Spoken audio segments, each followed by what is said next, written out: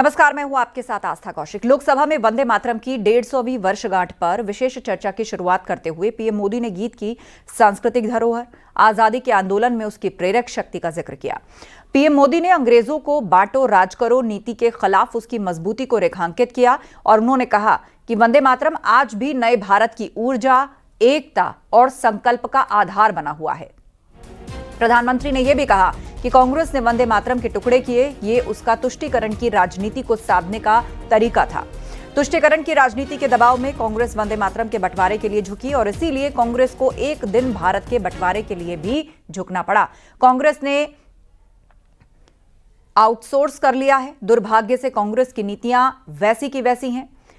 Congress INC चलते चलते MNC हो गया। जिन जिन के साथ कांग्रेस जुड़ी वो वंदे मातरम पर विवाद खड़ा करते हैं। इस तरह प्रधानमंत्री ने कांग्रेस को निशाने पर लिया।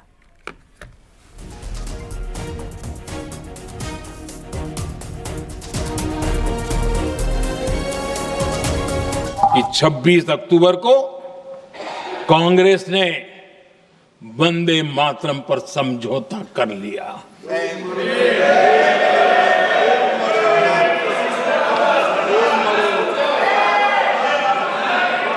वंदे मातरम के टुकड़े करने के फैसले में, वंदे मातरम के टुकड़े कर दिए। उस फैसले के पीछे नकाब ये पहना गया, चोला ये पहना गया कि ये तो सामाजिक सद्भाव का काम है। लेकिन इतिहास इस बात का गवाह है कि कांग्रेस ने मुस्लिम लीग के सामने घुटने टेक दिए और मुस्लिम लीग के दबाव में किया। और कांग्रेस का ये तुष्टीकरण की राजनीति को साधने का एक तरीका था। पूरे देश में देशभक्तों ने इस प्रस्ताव के विरोध में देश के कोने कोने में प्रभात फेरियां निकाली, वंदे मातरम गीत गाया। लेकिन देश का दुर्भाग्य कि 26 अक्टूबर को कांग्रेस ने वंदे मातरम पर समझौता कर लिया।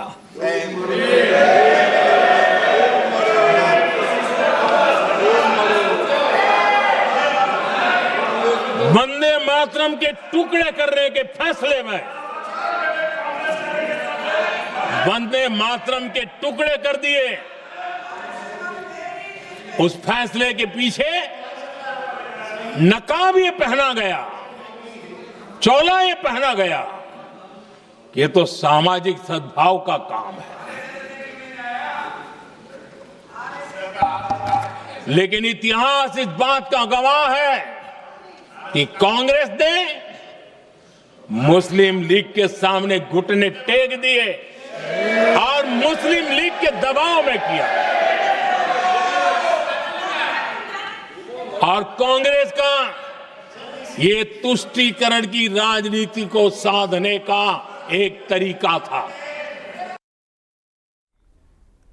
उधर समाजवादी पार्टी के अध्यक्ष अखिलेश यादव ने भी इस चर्चा में भाग लिया और उन्होंने सत्तारूढ़ खेमे पर आरोप लगाया कि सत्ताधारी दल हर चीज की मिल्कियत चाहता है। उन्होंने कहा वंदे मातरम ने लाखों लोगों को एकजुट करने का काम किया है। प्रतिबंधों के बावजूद ये राष्ट्रीय गीत लोगों के दिलों में रहा। उन्होंने कहा जिन लोगों ने कभी आजादी के आंदोलन में भाग नहीं लिया वो वंदे मातरम की अहमियत क्या जानेंगे। अखिलेश यादव ने यह भी कहा कि अंग्रेजों ने खौफ के कारण प्रतिबंध लगाए। आज जहां विवाद करना हो तो दरारवादी लोग वंदे मातरम की आड़ में देश को तोड़ने की साजिश कर रहे हैं। उन्होंने यह भी कहा कि यह गीत झूठे राष्ट्रवादियों के लिए नहीं है। जो हमारे सत्ता पक्ष के लोग हैं वो हर चीज को ओन करना चाहते हैं।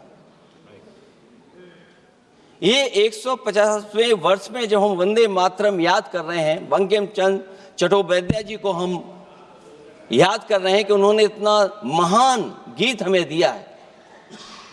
सत्ता पक्ष के लोग समय समय पर हमें देखने को मिलता है कि जो महापुरुष उनके नहीं हैं या जो चीज उनकी अच्छी नहीं है उनको वो ओन करना चाहते हैं। 150वें वर्ष वंदे मातरम, मैं अभी वो बात कहूंगा और मैं बात कहूंगा और हमारे मंत्री जी उसका जवाब देना। सभापति महोदय, क्योंकि ये बात ओन करने की आ रही, अपनाने की बात आ रही, तो मैं सभापति महोदय, मैं अपने सत्ता पक्ष के लोगों को याद दिलाना चाहता हूं। सत्ता पक्ष के लोगों की जो पार्टी आज है, भारतीय जनता पार्टी, जिस समय गठन हो रहा था, हमारे मुंबई और महाराष्ट्र के लोग जानते होंगे कि जिस समय गठन की चर्चा थी, उस समय आपके जो अध्यक्ष चुने गए थे, उनको जो भाषण देना है उस पर भी बहस चल रही थी। और बहस इस बात की थी कि भारतीय जनता पार्टी सेकुलर रास्ते पे जाएगी, सोशलिस्ट रास्ते पे जाएगी कि नहीं जाएगी। तमाम विरोध के बाद भी उस समय के उनके राष्ट्रीय अध्यक्ष जो चुने गए थे, उन्होंने वही रास्ता अपनाया अपने भाषण में। समाजवादी आंदोलन, समाजवादी विचारधारा और सेकुलर रास्ता अपनाया। और वही नहीं, जो उनका मंच था, उसमें जयप्रकाश जी की तस्वीर लगा करके भी उन्होंने लोगों को ये भ्रम फैलाने की कोशिश की कि जेपी के रास्ते पर भारतीय जनता पार्टी चलेगी। बताएं माननीय मंत्री जी, आप कितने सेकुलर हैं आज, कितने सोशलिस्ट हैं आज? अभी गौरव गोगोई जी ने ठीक कहा, इंडिगो का हवाई जहाज उड़ नहीं रहे कि उड़ाए नहीं जा रहे हैं। वंदे मातरम को लेकर मौलाना साजिद रशीदी का बयान आया। उन्होंने कहा कि आज 150 साल के बाद भी उस पर बहस चल रही है। आखिर क्यों इसे जबरदस्ती थोपा जा रहा है?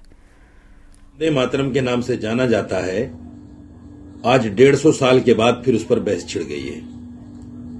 कुछ लोग वंदे मातरम को थोपने पर लगे हुए हैं, जबकि देश का संविधान आर्टिकल 19 में यह कहता है कि हर आदमी को इजहार राय की आजादी है, यानी वो जो बोलना चाहे, जो ना बोलना चाहे, उसको ये संवैधानिक आजादी है। उस पर कोई चीज उसकी मर्जी के खिलाफ, उसकी आस्था के खिलाफ थोपी नहीं जा सकती। सीएम योगी गाजियाबाद के दौरे पर हैं। अभी सीएम योगी जनप्रतिनिधियों के साथ बैठक कर रहे हैं। सीएम योगी अलग अलग जिलों में एसआईआर की समीक्षा कर रहे हैं। आज सबसे पहले सीएम योगी मुरादाबाद पहुंचे और अभी सीएम योगी गाजियाबाद में बैठक कर रहे हैं और गाजियाबाद के बाद मुख्यमंत्री आगरा जाएंगे। तो गाजियाबाद में इस वक्त मुख्यमंत्री योगी आदित्यनाथ हैं, जहां पर वो एक बैठक कर रहे हैं। जनप्रतिनिधियों के साथ सीएम योगी की ये बैठक है और इसके बाद सीएम आगरा जाएंगे।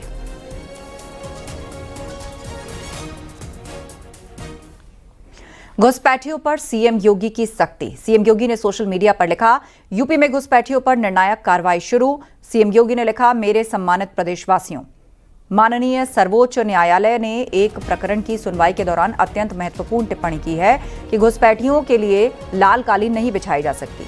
इससे स्पष्ट है घुसपैठिए किसी भी कीमत पर स्वीकार्य नहीं है। संसाधनों पर अधिकार नागरिकों का है, घुसपैठियों का नहीं। यूपी की सुरक्षा, सामाजिक संतुलन, सुदृढ़ कानून व्यवस्था हमारी सर्वोच्च प्राथमिकता है। प्रदेश में अवैध रूप से रह रहे रोहिंग्या और बांग्लादेशी घुसपैठियों के खिलाफ सख्त और निर्णायक कार्रवाई शुरू की गई है। सभी नगरीय निकायों को संदिग्ध विदेशी नागरिकों की पहचान कर सूची तैयार करने के निर्देश दिए गए और सार्वजनिक संसाधनों पर अनाधिकृत बोझ की सफाई भी आवश्यक है। योजनाओं के माध्यमों से वंचितों को मिलने वाले लाभ को बंटने नहीं दिया जा सकता। इसी उद्देश्य से दस्तावेज सत्यापन का विशेष अभियान चलाया जा रहा है। घुसपैठियों को चिन्हित कर उन्हें डिटेंशन सेंटर्स में भेजा जा रहा है ताकि अग्रिम कार्रवाई की जा सके और इसके लिए प्रत्येक मंडल में डिटेंशन केंद्र स्थापित किए जा रहे हैं। मैं प्रदेश की जागरूक जनता से अपील करता हूं कि सतर्क रहें और घरेलू अथवा व्यावसायिक कार्यों में किसी भी व्यक्ति को नियोजित करने से पूर्व उसकी पहचान अवश्य सुनिश्चित करें। प्रदेश की सुरक्षा हम सभी की सामूहिक जिम्मेदारी है, क्योंकि सुरक्षा ही समृद्धि का आधार है। वहीं घुसपैठियों को लेकर बीजेपी और एसपी में वार पलटवार भी शुरू हो चुका है। समाजवादी पार्टी की और वर्तमान शासनकाल की आप तुलना करेंगे तो भारतीय जनता पार्टी का शासनकाल एकदम आपको बेहतर नजर आएगा।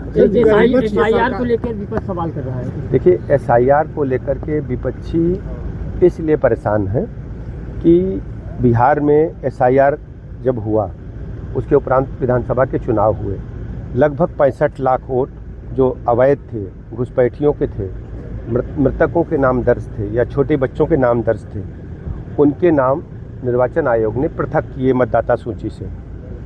एक भी कंप्लेंट आपको मिला हो, आप सब यूट्यूब पे हैं, सोशल मीडिया पे हैं, समाचार चैनलों में हैं, समाचार पत्रों में, क्या कोई कंप्लेंट आपको बिहार की किसी मीडिया में दिखाई दी है? उत्तर प्रदेश के नोएडा में सीमा हैदर नामक एक पाकिस्तानी घुसपैठी है। वो बहुत समय से उत्तर प्रदेश में रह रही हैं। उस घुसपैठियाँ जो नेपाल के रास्ते उत्तर प्रदेश में घुसी हैं, वो उन पाकिस्तानी घुसपैठियों को वापस भेजा जाना चाहिए। और अगर भारतीय जनता पार्टी पाकिस्तानी घुसपैठिया सीमा हैदर को वापस नहीं भेजती तो इस बात को मान लिया जाएगा कि भारतीय जनता पार्टी के पास जो घुसपैठिए का मुद्दा है वो केवल राजनीतिक मुद्दा है। यूपी के अलग अलग शहरों में लगातार पुलिस की वेरिफिकेशन ड्राइव तेजी से चल रही है। एसआईआर को लेकर सीएम योगी के निर्देश के बाद घुसपैठियों और रोहिंग्याओं के खिलाफ अभियान चलाया जा रहा है। अब तक हजारों परिवारों से पूछताछ हो चुकी है। इन लोगों में ज्यादातर बंगाल और असम से आए लोग शामिल हैं। जांच के दौरान इन लोगों के आधार कार्ड, वोटर आईडी सबकी जांच हो रही है।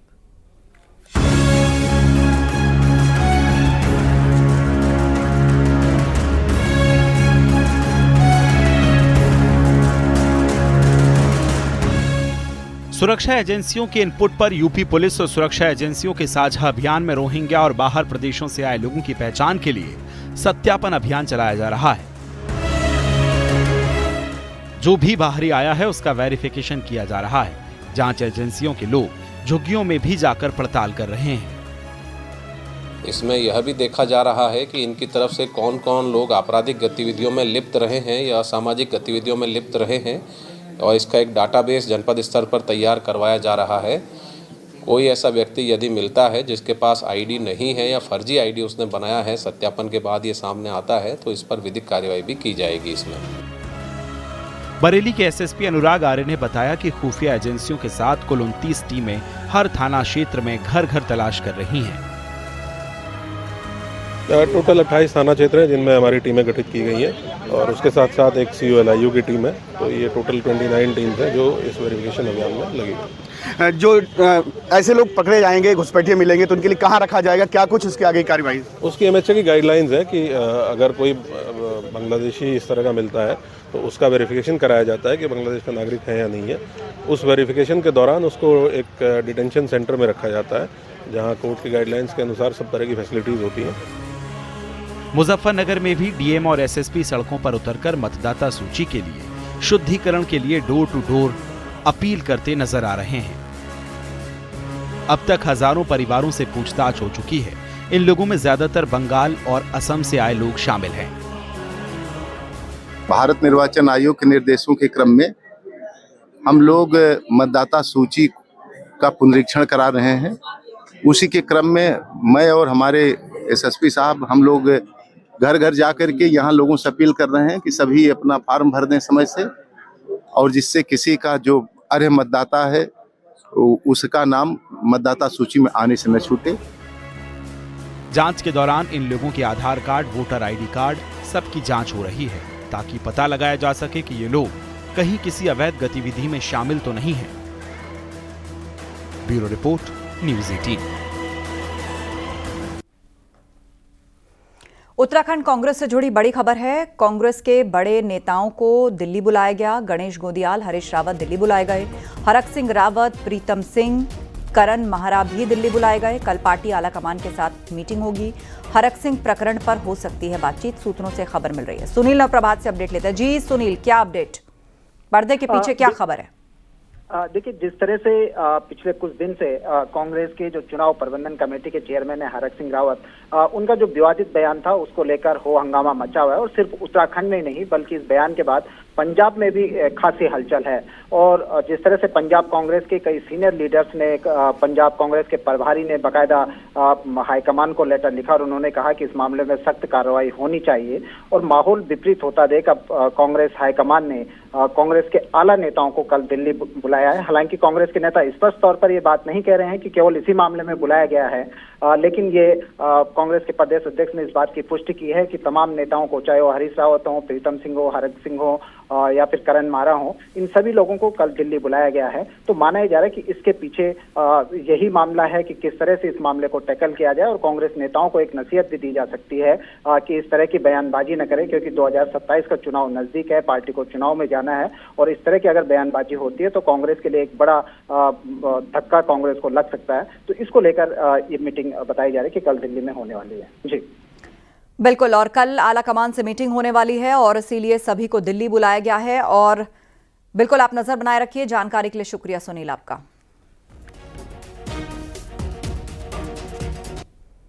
और वक्त एक ब्रेक का है, जल्द लौटेंगे।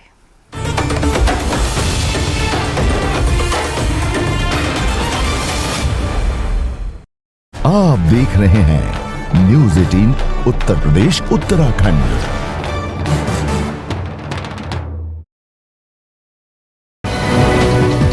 लखनऊ में ANTF से मुठभेड़ में 50,000 का इनामी बदमाश गिरफ्तार। मुठभेड़ में पंकज त्रिपाठी के पैर में गोली लगी। कौशाम्बी जिले से 50,000 का इनामी है। मुठभेड़ में पंकज का साथी भी गिरफ्तार किया गया।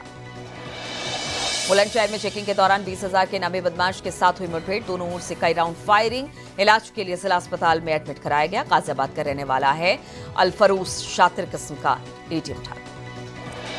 मेरठ में पुलिस और बदमाशों के बीच मुठभेड़। हिस्ट्री शीटर फकरू घायल, तमंचा और बिना नंबर के बाइक बरामद। लूट, मारपीट, हथियारों की तस्करी करने का मामला दर्ज।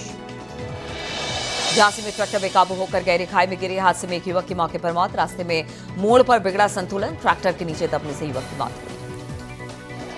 गाजियाबाद में पुलिस ने मर्डर के 5वें आरोपी को गिरफ्तार किया। 16 अक्टूबर को हुई थी किन्नर समुदाय से जुड़े एहसान की घर के बाहर गोलियों से भूनकर हत्या। हापुड़ में युवक ने पंखे से लटक कर फांसी लगाई। फांसी लगाने का वीडियो आया सामने। गंभीर हालत में अस्पताल में एडमिट कराया गया। गाजियाबाद में अवैध हुक्का बार पर छापेमारी से एक युवती समेत 6 लोग गिरफ्तार। पुलिस को देखकर मौके से भागने में कामयाब रहे युवक युवतियां। दिल्ली के शाहदरा का रहने वाला सतीशगढ़ पर हुक्का बार चलाने का आरोप है। लखनऊ में राष्ट्रीय उलेमा काउंसिल के राष्ट्रीय अध्यक्ष मौलाना आमिर रशीदी की गाड़ी का एक्सीडेंट हो गया है। SUV से टकराई है नीलगाय। एयरबैग खुलने से मौलाना रशीदी पूरी तरह से सुरक्षित। झांसी में कार सवार लोगों ने बाइक सवार युवक की मारपीट की है। जान बचाने के लिए पास के घर में घुसा युवक, बदमाशों ने घसीट कर मारपीट की। मारपीट की घटना का CCTV फुटेज सामने आया है। कानपुर में हथियारों से लैस 7-8 लोगों ने फिल्मी स्टाइल में युवक को घर से घसीटा, सड़क पर लाकर रस्सी से हाथ पैर बांधे, लाठी डंडों से उसको पीटा गया। हरदोई में पुलिस ने 1 महीने में बच्चे की सकुशल रिहाई करवाई है। पुलिस ने चोरी अपहरण मामले में आरोपी दंपत्ति को किया गिरफ्तार। ननद का बेटा चोरी कर पहले पति के पास पहुंची थी महिला। प्रतापगढ़ में पुलिस और बदमाशों के बीच मुठभेड़। 2 शातिर बदमाश गिरफ्तार। मुठभेड़ के दौरान एक बदमाश के पैर में गोली लगी। इलाज के लिए मेडिकल कॉलेज रेफर किया गया। सुल्तानपुर में अपराधियों के साथ पुलिस की मुठभेड़। एनकाउंटर में एक बदमाश के पैर में गोली लगी। युवक से मारपीट, अपहरण और हत्या का मामला। संभल में झोपड़ी में लगी भीषण आग। करीब 1 लाख रुपए का सामान जलकर खाक हुआ। रंजिश के चलते आग लगाने का आरोप लगा है। मुजफ्फरनगर युवा शिवसेना कार्यकर्ताओं ने पीड़ित परिवार के साथ कोतवाली में धरना दिया। अगवा लड़की की जल्द खोज निकालने की मांग की है। मुस्लिम विवाह पर दलित लड़की को अगवा करने का आरोप लगा है। हाथरस में नवजात बच्चे को बोरी में बंद कर दूसरे की छत पर फेंका। बच्ची ने तोड़ा दम। पुलिस फॉरेंसिक टीम जांच में।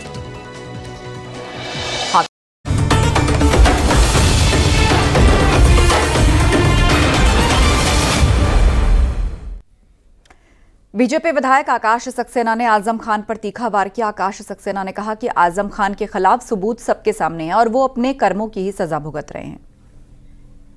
देखिए आजम खान आज अपने जो कुकर्म है उसकी सजा भुगत रहे हैं और जिस तरीके के मामले, जो संगीन मामले हैं, चाहे वो बर्थ सर्टिफिकेट का मामला हो, चाहे पासपोर्ट का मामला हो, चाहे पैन कार्ड का मामला हो, ये सब अपने आप में पेपर एविडेंस के मामले हैं। मीडिया में कोई भी बयान देने से, अपनी बात कहने से सच कभी बदल नहीं जाता। कोर्ट में ये रामपुर कोर्ट से लेकर सुप्रीम कोर्ट तक हम हर मामले में हम जीते हैं और हमने अपनी चीज को वहां पर साबित किया है और आज इसी वजह से सत्य की जीत हुई है और जो दोषी है वो जेल में बंद है। कैबिनेट मंत्री जयवीर सिंह ने भी एसआईआर और संविधान को लेकर अखिलेश यादव पर निशाना साधा। उन्होंने कहा कि बीजेपी अपने धर्म ग्रंथ की तरह ही संविधान का भी सम्मान करती है। अखिलेश यादव ने भ्रम फैलाकर आंशिक जीत हासिल की, जिसे वो लगातार भ्रम फैला रहे हैं। आपको बता दें, अखिलेश यादव ने कहा था कि संविधान बचाने के लिए हमें करो या मरो की जरूरत है। संविधान को खत्म होने का मतलब लोकतंत्र छिन जाना होगा। आरक्षण करो मरो की स्थिति आ गई। आरक्षण संवैधानिक व्यवस्था के तहत पूरी तरह सुरक्षित है, संरक्षित है, और यही भ्रम फैला के इन लोगों को एक आंशिक सफलता लोकसभा मिल गई है। तो बार बार संविधान संविधान चिल्लाते हैं, जो कि वास्तव में संविधान निर्माता का सम्मान की बात हो, संविधान के सम्मान की बात हो, अक्षर से पालन करने की बात हो। भारतीय जनता पार्टी प्रतिबद्धता के साथ इस दायित्व को निभा रही है और संविधान को अपने धर्म ग्रंथ की तरह सम्मान करने का काम भारतीय जनता पार्टी करती है। सहारनपुर भी एसआईआर सर्वे के दौरान फर्जीवाड़े में पुलिस ने बड़ी कार्रवाई की है। पुलिस ने 2 भाइयों को गिरफ्तार किया और दोनों पर वोटर लिस्ट फॉर्म पर फर्जी साइन करने का आरोप है। सऊदी अरब रह रहे भाई की जगह पर वोटर लिस्ट फॉर्म में साइन किए गए थे। मुकदमा दर्ज होने के बाद से दोनों फरार थे। मामला चिलकाना थाना इलाके का है। 30 नवंबर को बीएलओ सत्यापन के लिए चौरा कला गांव पहुंचे। समून नाम के मतदाता के बारे में पूछा गया तो पता चला कि वो 3 साल से सऊदी अरब में है, जबकि उसके भाइयों अकरम और अमजद ने उनकी जगह पर फर्जी साइन किए थे। थाना चिलकाना में इस मामले में 3 दिसंबर को मुकदमा दर्ज हुआ। पुलिस ने दोनों आरोपियों को गिरफ्तार कर लिया।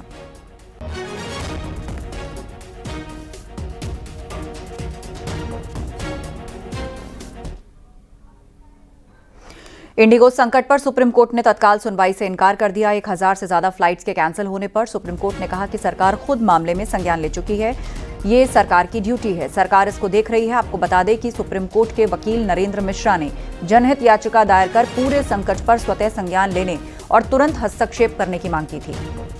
सुप्रीम कोर्ट में याचिका दायर कर प्रभावित यात्रियों के लिए वैकल्पिक यात्रा और मुआवजे की मांग की गई थी।